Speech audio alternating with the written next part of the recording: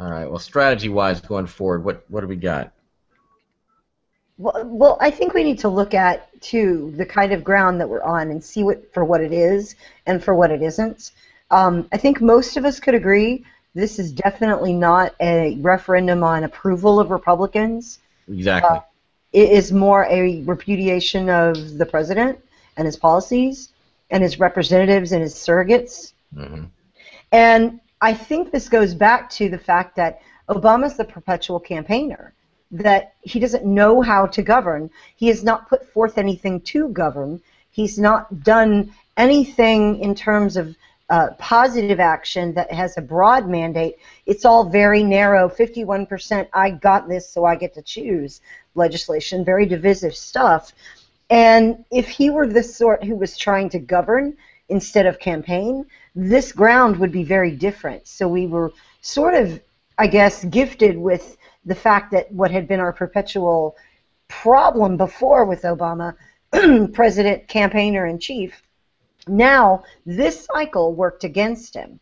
And he's not on the ballot again. So going forward, we're looking at an electorate who is into personality politics, but doesn't show up when the rock star isn't there, even if the rock star's quote-unquote policies are.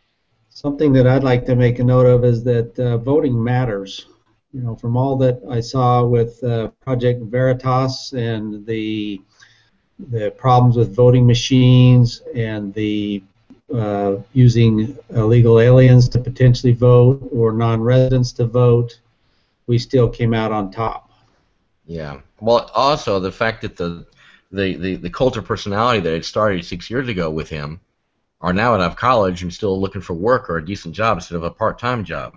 And I think the reality has hit a lot of them in the face. And they may not have, and generally they have been raised in a liberal household, and so they may not really like Republicans as a general rule. They got to think anything's better than what's currently out there right now, and they're realizing that. And so, like Swen said before many times, that the chance has been given to the Republicans just to prove themselves.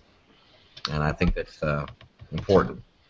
And another thing that I saw today, I'm going to try to find that article. JD's got some images from it about the amount of money spent on campaigns. This was a very expensive set of races that we dealt with.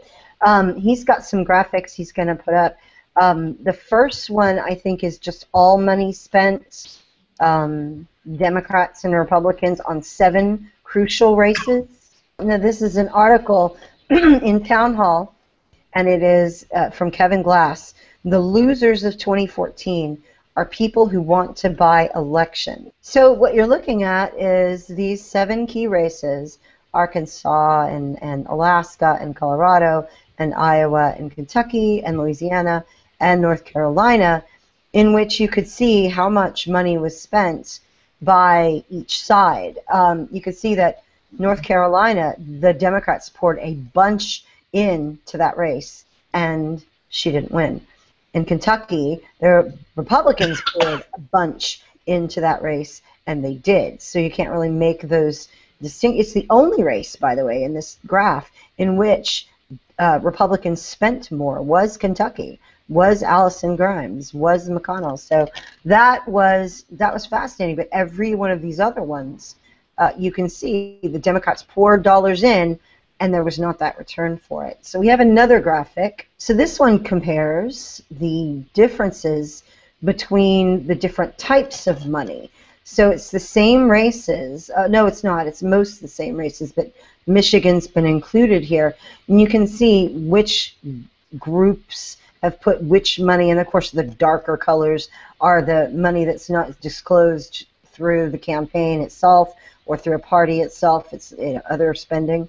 You can see how much money is being poured in to these different races. And again, you can see Kentucky, a whole bunch of Republican spending, North Carolina, a whole bunch of Democrat spending, and the results didn't track based on who spent the most money or how much of it. Certainly Michelle Obama's fried chicken comment. Oh my God. That was beyond description.